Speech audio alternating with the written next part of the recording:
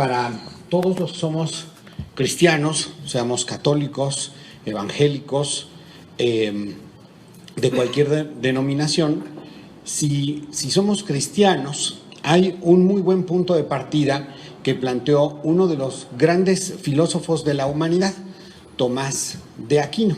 Tomás de Aquino ubica que es el mismo Dios el que crea que el que se revela.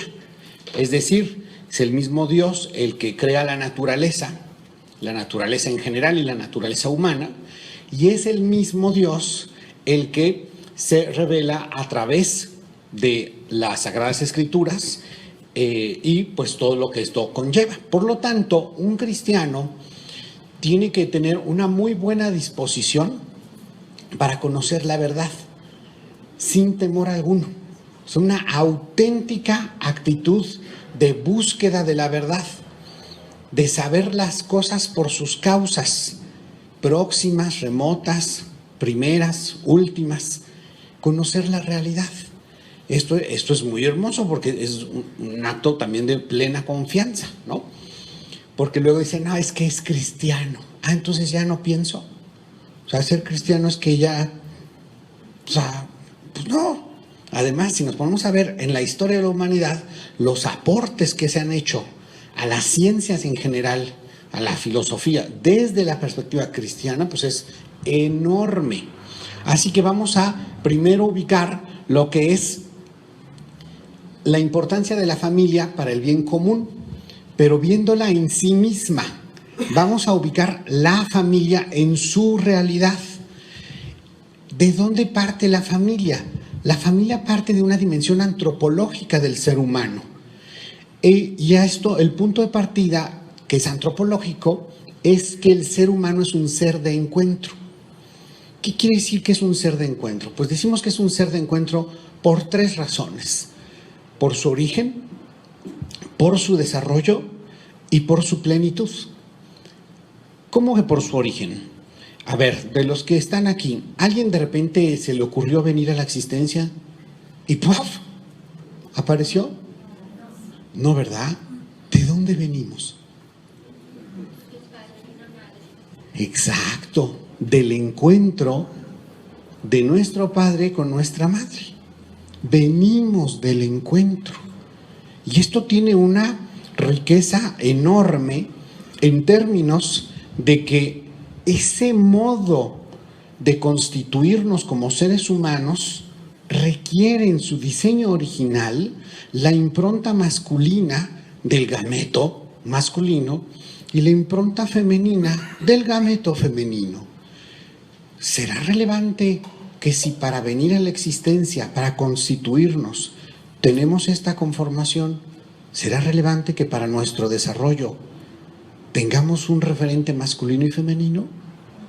Claro que sí, es lógico, es natural. Fíjense, venimos por lo tanto de el encuentro y nos vamos desarrollando a partir de el encuentro con otros. Fíjense ustedes, yo cuando iba a la universidad, yo vivía en Naucalpan, bueno, sigo viviendo en Naucalpan, tomaba una combi, después en el Metro Toreo había un gran corredor, grandote, y en ese corredor pues ya caminaba yo y en un costado veo pues que estaba una familia típica con un bebé. Y cuando tú tienes un bebito, pues ¿qué es lo normal? Pues que te llena de gusto y le hablas al bebé, ¿no? Entonces ahí estaba toda la familia, ¿no? El papá, la mamá, seguramente los tíos, así, hablando al bebé. Hola, chiquito, ¿cómo estás? No sé qué, y así, ¿no? Y yo iba caminando así. Y de allá para acá veo un señor que venía con un semblante así, como amargadón, ¿no? Y veo que se acerca y que los ve como que muy feo. Y dije, este les va a pegar o algo. Y entonces iba el señor así terrible, así. Y ya que está cerca, le dice, ¿por qué le hablan? ¿Qué no ven que no sabe hablar? ¡Qué idiotas! Pero si nos ponemos a pensar, ¿quién es el idiota? Pues este tipo, que no se da cuenta que nosotros aprendemos a hablar por si nadie nos hablara, no aprenderíamos a hablar. Entonces nosotros, para desarrollarnos, necesitamos del encuentro con los demás. Y muy importantísimo, y de manera absolutamente vital, en nuestras primeras etapas de vida, ¿con quién? ¿El encuentro con quién? Con nuestra mamá. Porque hay tan irrelevante que cuando alguien le dice es que no tienes madre, eso es algo muy fuerte. Necesitamos de nuestra madre, ¿no? Pero fíjense ustedes, está bastante bien estudiado que también se requiere del padre. El apapacho, la voz. En términos de políticas públicas, lo que está investigado en términos de mayor rentabilidad por cada peso, dólar o la moneda que quieran en política pública, se ve que si es en el llamado 9 más 24, es el dinero mejor invertido en términos de política pública. ¿A qué se refiere esto del 9 más 24? A los 9 meses de vida intrauterina y a los primeros 2 años de vida. Esto es bien importante porque la arquitectura cerebral se forma en ese tiempo. Los nutrientes básicos que se tienen desde la etapa intrauterina y en esos primeros 2 años son vitales. La condición de la madre y el cuidado y apoyo que le dé el padre también son vitales. Entonces, es bien importante para nuestro desarrollo el encuentro con los otros y muy puntualmente de nuestro papá y de nuestra mamá. Pero, ¿qué podemos decir después de eso? Pero sigue siendo así. El encuentro con nuestros maestros, y ya que vamos creciendo un poquito más, pues para ser plenos nos vamos encontrando con esa persona que nos causa entusiasmo, ¿no? ¿Y dónde vamos encontrando plenitud? Pónganse a pensar todos ustedes, ¿en qué momentos yo me he sentido más pleno? Pues resulta que nos sentimos más plenos cuando aportamos a la felicidad y a la plenitud de otros. Es que así estamos hechos. Nuestra naturaleza está hecha de tal manera que nos vincula con los demás. Por eso somos un ser de encuentro. Pero esto también nos lleva a la dimensión propiamente familiar. La dimensión propiamente familiar es que la familia es el primer ámbito natural, próximo de encuentro. Y fíjense ustedes que se dan 3 aspectos fundamentales. Primero, la complementariedad. Esto es hermoso. La complementariedad es algo muy bonito. Cuando yo era chiquito y viajaba con mis papás en coche, pues ponían ya en los cassettes, ¿no? Ahora ya en cassettes ahí. Y ponían que mocedades y yo, mocedades, ¿no? Y así, ¿no? Pero me acuerdo que ponían una que era una canciones de Roberto Carlos, ¿no? Pues Roberto Carlos. Y Roberto Carlos tenía una canción que se llama Cóncavos y Convexos. ¿Sí se acuerdan de esa? Bueno, algunos sí. Yo sí. Y pues obviamente, pues, cóncavo y convexo, pues, ¿qué es eso? Ya uno va creciendo y va enterándose qué es esto de cóncavo y convexo. Y fíjense, es que estamos hechos el hombre para la mujer y la mujer para el hombre. Es un diseño original, es una naturaleza. No estamos hablando de marcianitos ni de cosas raras, estamos hablando de cómo estamos hechos. Estamos hechos para complementarnos física, anatómica, psicológica y hasta espiritualmente. Así estamos hechos. Y todos los estudios que ustedes quieran, estamos hechos para eso. Porque en el momento mismo en que somos concebidos, en el momento en que ya no es un gameto masculino, ya no es un gameto femenino, sino un nuevo ser humano, resulta que en ese preciso instante queda una nueva persona humana y esa información, ese genoma, va a acompañarnos durante toda nuestra vida y aún después de ella.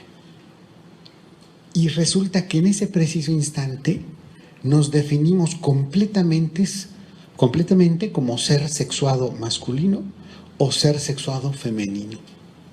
Todas nuestras células, desde esa primera que se va a rehacer por lo menos unos 4 billones de veces más, hasta constituir todos nuestros tejidos, todos nuestros órganos, todo nuestro ser y renovarlo completamente varias veces, va a tener esa conformación XX o XY. Hasta la última célula estamos sexuados hombre o mujer. Es más, Dios no lo quiera, pero tienen que exhumar tus restos. Y entonces, pues lo que hay ahí, lo que sea, ¿no? Un huesito quedó, pues agarran ese huesito. Y si lo analizan, ¿qué creen que van a descubrir? Pues que eres hombre o mujer. Esto es perfectamente natural. Y es que esto está para complementarnos. Entonces, ese diseño nos lleva a que cuando nos encontramos con nuestra pareja, eso nos causa entusiasmo. Es una etapa de que es el enamoramiento, que pues son esas mariposas, ¿no?, en el estómago. Pero este entusiasmo que nos llena de alegría, de cómo puedo empezar a entreverar los ámbitos de mi existencia con el ámbito de existencia de otra persona.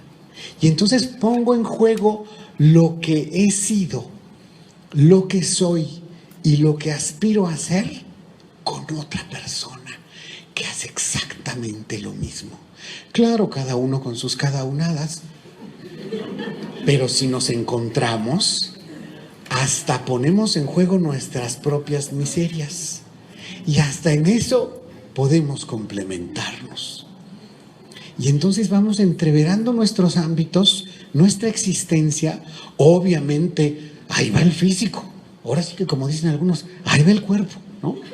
Pues sí, porque el amor humano es de todo. Es en cuerpo, es en mente, es en psique, es en espíritu, es de todo.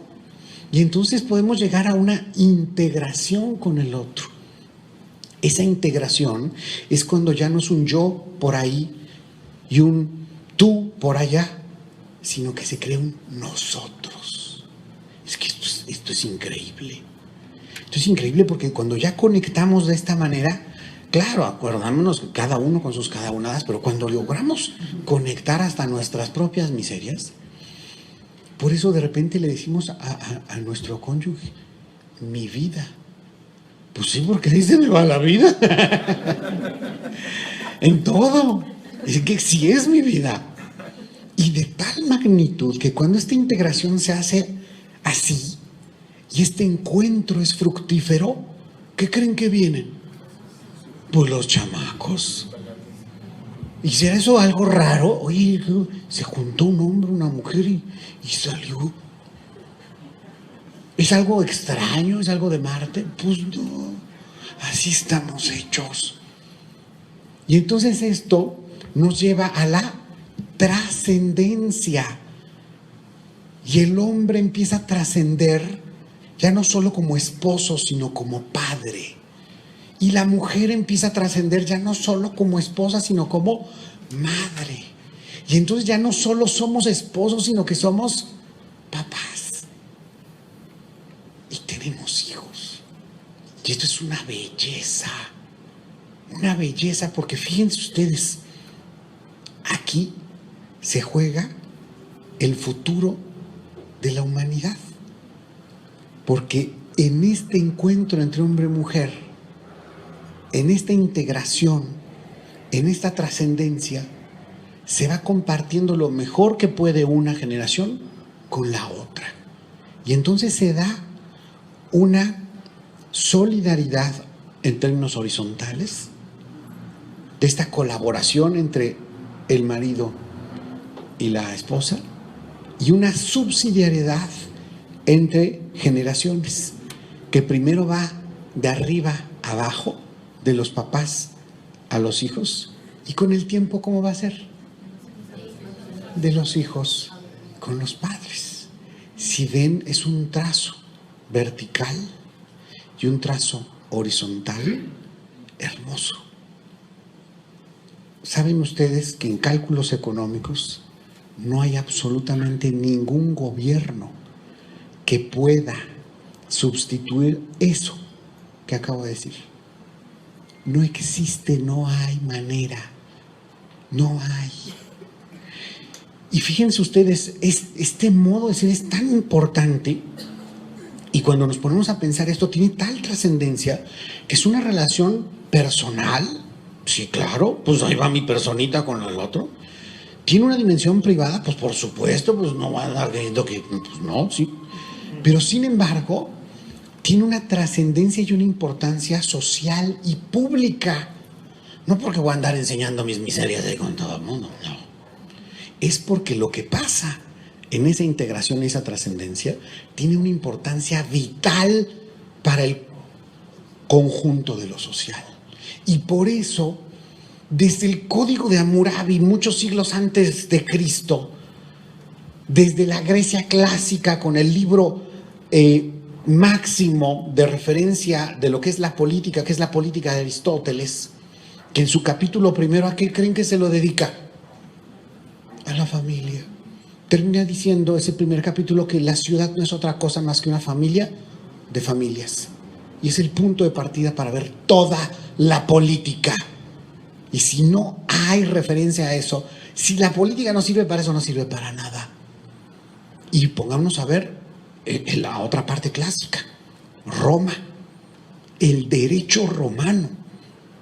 Tenía clarísimo esto, porque la figura del matrimonio viene de esa importancia nodal que tiene para cualquier conjunto de personas, que se cuide ese vínculo complementario y el fruto de este vínculo. Ahí viene la razón de ser, que sea una figura principalísima del derecho romano. Fíjense ustedes, Roma, si fue algo grande, fue porque le daban una importancia enorme a la familia, y porque lo cuidaban en términos jurídicos, y porque promovían que pues, los romanos le echaran ganas y hubiera más romanitos, y porque cuidaban las tradiciones dentro del hogar romano. El hogar, ¿sí saben qué es hogar? Viene del fuego que se pone dentro de las casas donde viven las familias romanas. ¿Y saben por qué es tan importante? Porque en torno a ese fuego en la casa se reverenciaba a la familia. Fíjense ustedes, ellos identificaban lo divino con las virtudes de sus familiares. Y así destacaba el abuelo por fortaleza, la abuela por justa, o el tío por sabio, y así. Y hacían figuritas de madera y las ponían en torno a esto, y ahí se juntaba la familia. Roma fue grande porque fueron fuertes sus familias. Pero fíjense, otra cosita. Estamos diseñados de tal manera que las cosas importantes y vitales conllevan un correspondiente placer. Pues está bien, ¿no? Pues si es tan importante, pues tiene que haber un placer. Y es bien importante alimentarse, ¿no creen? ¿O a alguien aquí no le gusta comer para nada? No, yo sufro toda la comida. No existe una persona así. Es tan importante para el ser humano nutrirse que en el diseño original que tenemos, papilas gustativas y un gran gusto por comer. Y esto, si lo manejamos bien, no está peleado. Un placer para comer bien y un nutrirse pues de una manera, hombre, ¿no? Hay a veces un poquito más, a veces un poquito menos, pero pues ahí la vamos llevando, ¿no? Roma empezó a caer cuando hicieron una ruptura entre el placer y la finalidad. Y entonces aparecieron unas fiestas de excesos de sus gobernantes que le llamaban bacanales. Y en estos bacanales rompían esta unidad. Y entonces innovaban una tecnología, que era una plumita larga, que después de atascarse ya no cabía más, pero tú quieres tener más placer. Que entonces lo que haces es meterte la hojita y vomitar. Claro, también ponían unas canaletas incluso recubiertas de oro para que tenga esto categoría, ¿no?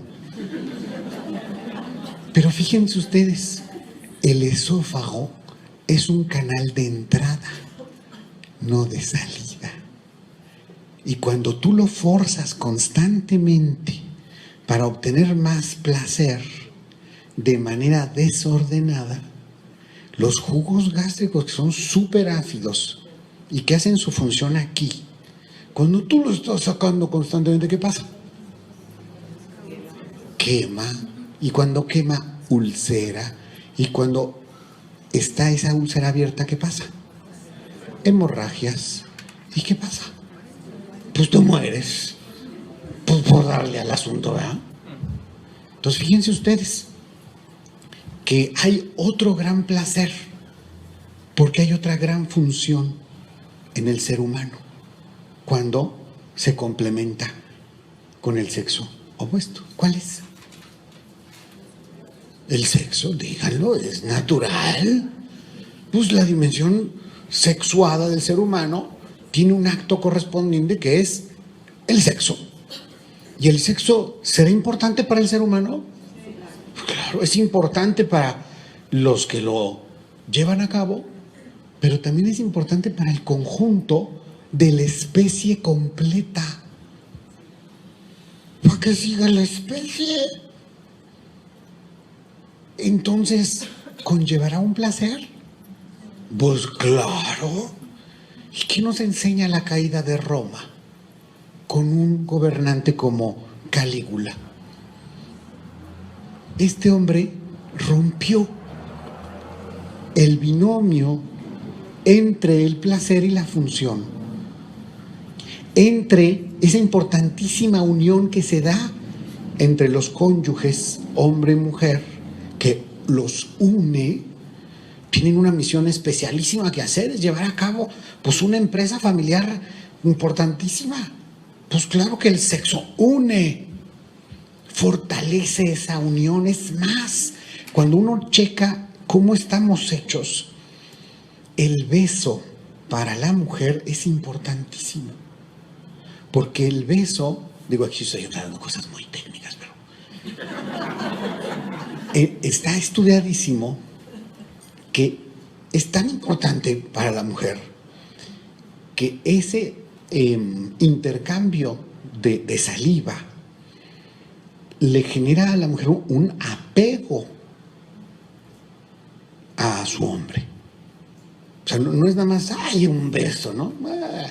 No, es que está dentro del conjunto de todo nuestro diseño. Y obviamente esta unidad es bueno fortalecerla, pues por la gran misión y tarea que tienen los dos. Y obviamente cuando es en tiempo fecundo, dados los ciclos de la mujer, pues entonces ¿qué viene? Pues la descendencia, los chamacos. Entonces esto es tan importante que conlleva un gran placer. Pues sí. ¿Y es bueno ese placer? Pues sí. ¿Está unido a una finalidad? Pues sí. Una doble finalidad, la unión y la descendencia. Y eso que es tan importante, pues cuando un gobernante pierde, ¿no? Y se le va. Pues hubo un Calígula que... Y entonces se enamoró de su caballo. ¿Por qué no? Y lo hizo cónsul. Oye, pero es un caballo. Es mi pareja, güey, ¿qué? Lo hizo senador. Y a ver, díganme que no. Obviamente, pues si tú puedes desvirtuar el placer de la nutrición, tú puedes también desconectar el placer de la función unitiva procreativa. Y entonces, ¿qué armaba este insigne gobernante? Díganlo, o no saben nada de historia. Orgías. Pues sí. Y la orgía, pues es dale a todo lo que puedas y contra todos, ¿no? Y ¿por qué no? Mete a los caballitos, pues sí, si el mero está metiendo al caballo, pues mete a esto, el otro. Y obviamente, así como en la nutrición, hay, digamos, canales que son de entrada, y cuando tú los forzas de salida, pasan cosas, pues en el otro también. Y si nos ponemos a analizar la cuestión estrictamente médica, hay conductas de riesgo si hace ciertas cosas. Pues sí. Tiene que ver con el diseño. Pues sí. Es lógico que si le das vuelo al asunto de mala manera, desordenada, van a pasar cosas. Pues sí. Estás bien que metas al caballo de cónsul y senador y ta. Pues está mal. ¿Y cómo terminó Roma? Muy mal.